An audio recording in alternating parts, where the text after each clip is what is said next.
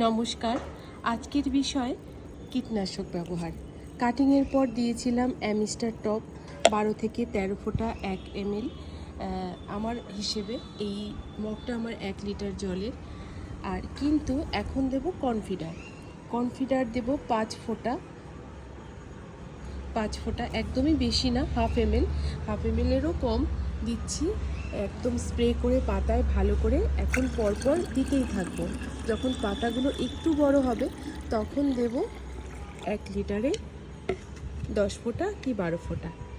আর হ্যাঁ, দিতেই থাকা তার মানে কিন্তু প্রতিদিন নয়, মানে মোটামুটি 3-4 দিন অন্তর এই পাতাগুলোকে একটু পরিষ্কার করে ভিজিয়ে দেওয়া। কনফিডার দিয়ে যাব যতক্ষণ না কুড়ি আসবে ততক্ষণ ঠিকঠাক মতো 4 দিন অন্তর এই পাতায় স্প্রে করে যাব।